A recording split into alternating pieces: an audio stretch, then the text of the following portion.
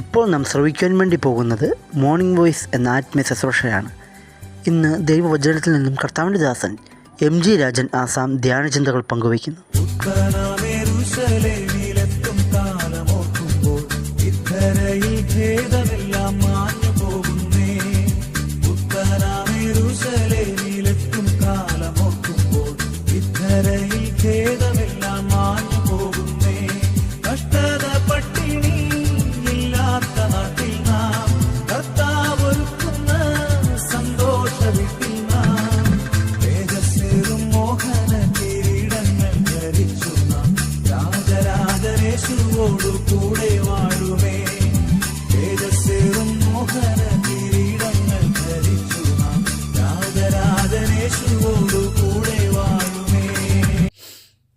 ദൈവതിരുനാമം മഹത്വപ്പെടുവാനായിട്ട് ഇടയാകട്ടെ.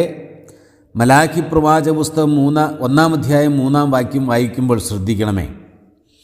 എന്നാൽ ഏശാവിനെ ഞാൻ ദ്വേഷിച്ച് അവൻ്റെ പർവ്വതങ്ങളെ ശൂന്യമാക്കി അവൻ്റെ അവകാശത്തെ മരുഭൂമിയിലെ കുറുനരികൾക്ക് കൊടുത്തിരിക്കുന്നു.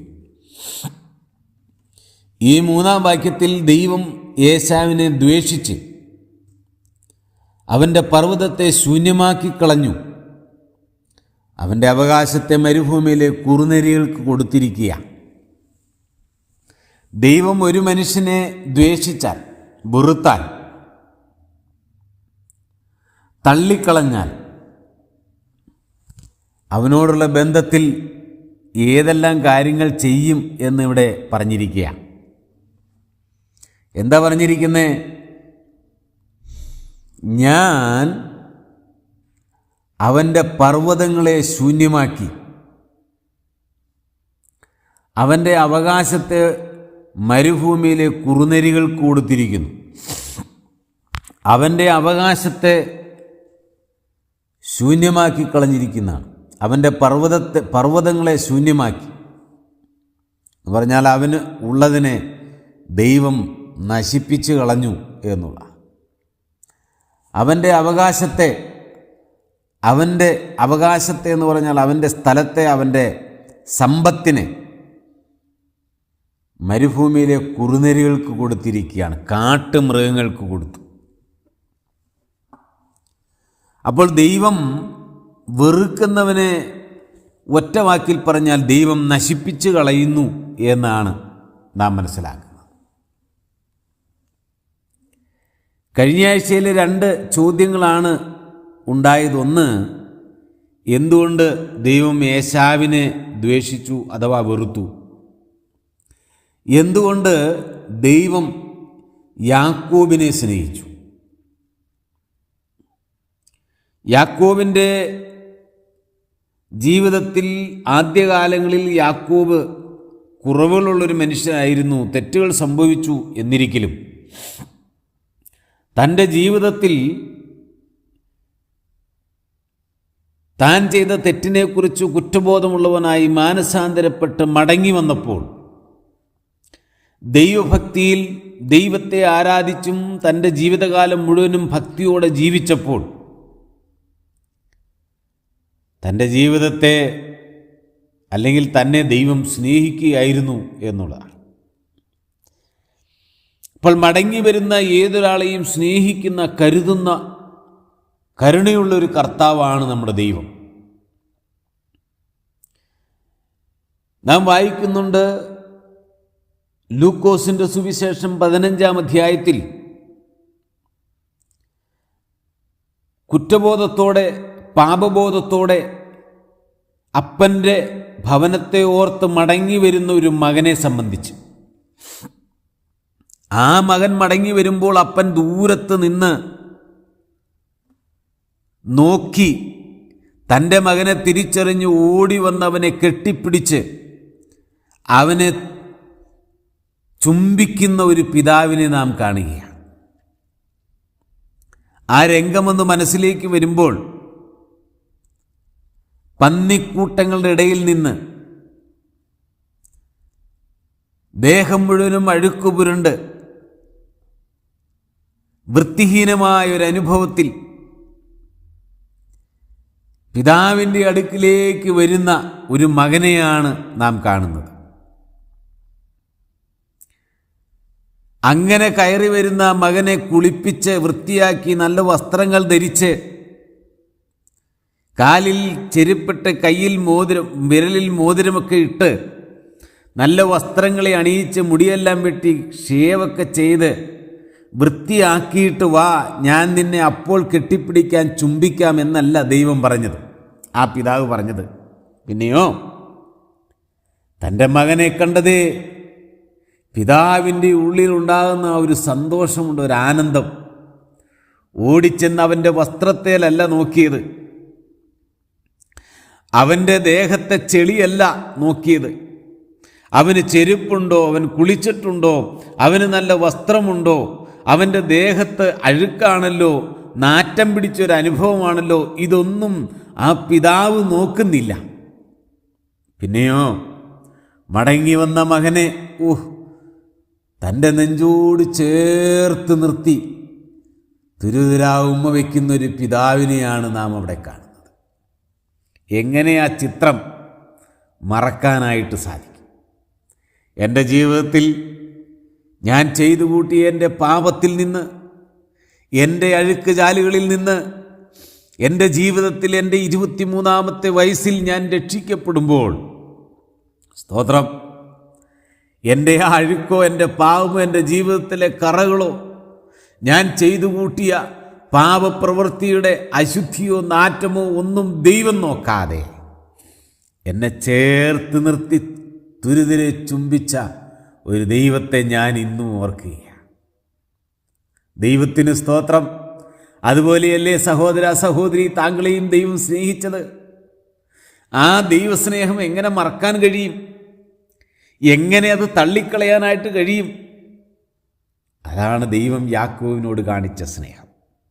എന്നാൽ ഇവിടെ ഞാൻ വായിക്കുന്നു, ദൈവം ഏശാവിനെ ദ്വേഷിച്ച് അവൻ്റെ പർവ്വതങ്ങളെ ശൂന്യമാക്കി, അവൻ്റെ അവകാശത്തെ കുറുനരികൾക്ക് പാർക്കുവാനായിട്ട് കൊടുത്തു.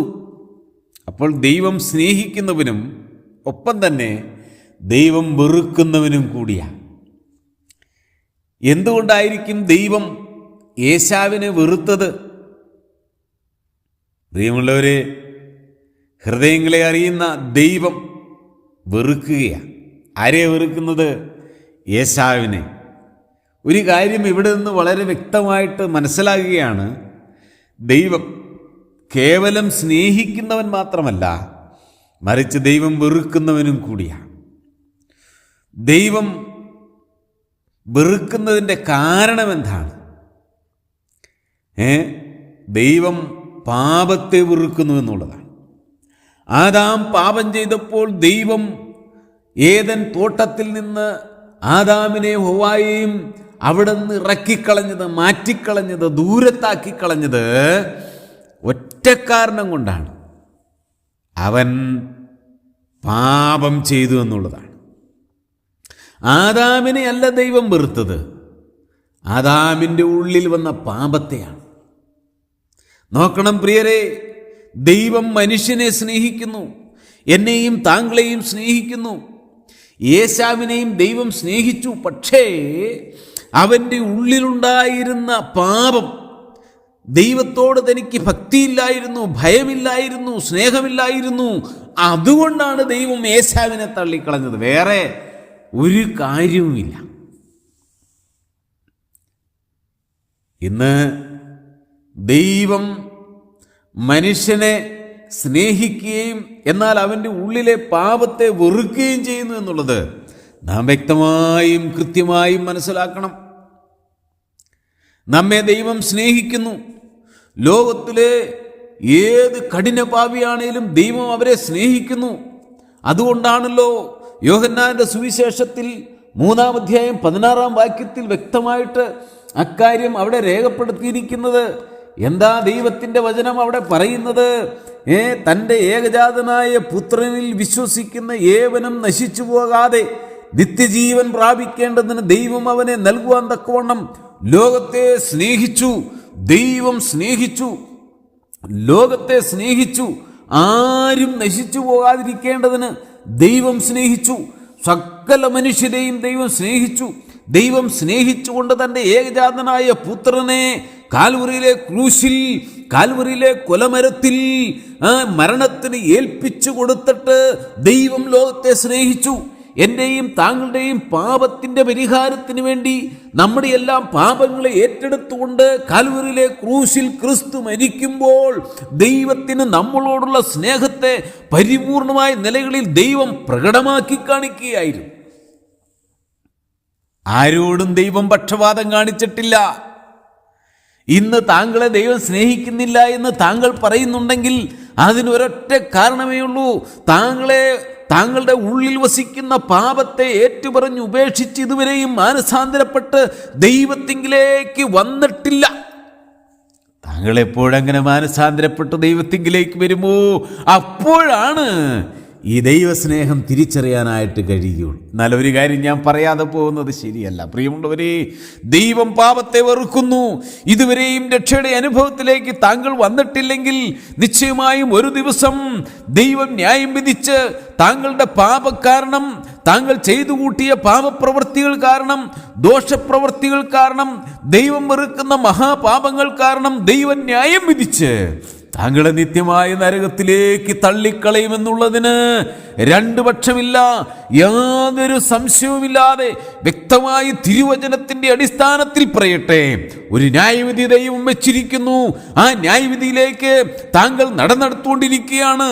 അതിലേക്ക് പോകുന്നതിന് മുമ്പ്, നിത്യ നരകത്തിൽ വീഴുന്നതിന് മുമ്പ്, താങ്കളുടെ ഒടുവിലത്തെ ശ്വാസം വലിച്ച് വിടുന്നതിന് മുമ്പ് യേശു ക്രിസ്തുവിനെ, താങ്കളെ സ്നേഹിക്കുന്ന, താങ്കൾക്ക് വേണ്ടി മരിച്ച, താങ്കൾക്ക് നിത്യജീവനെ തരുവാൻ ആഗ്രഹിക്കുന്ന, ക്രൂശിൽ താങ്കളുടെ പാപം ഏറ്റെടുത്തുകൊണ്ട് മരിച്ചടക്കപ്പെട്ട് ഉയർത്തെഴുന്നേറ്റ് ഇന്നും ജീവിക്കുന്ന യേശു ക്രിസ്തുവിനെ കർത്താവിൻ്റെ രക്ഷിതാവുമായി സ്വീകരിച്ച് അനുഗ്രഹിക്കപ്പെട്ട ഒരു നിത്യജീവൻ നയിപ്പാൻ ദൈവം താങ്കളെ സഹായിക്കട്ടെ. അതിന് കർത്താവ് താങ്കൾക്ക് ഇട നൽകട്ടെ എന്ന് പ്രാർത്ഥിച്ചുകൊണ്ട് നിർത്തുന്നു. ദൈവ തിരുനാമം മഹത്വപ്പെടട്ടെ.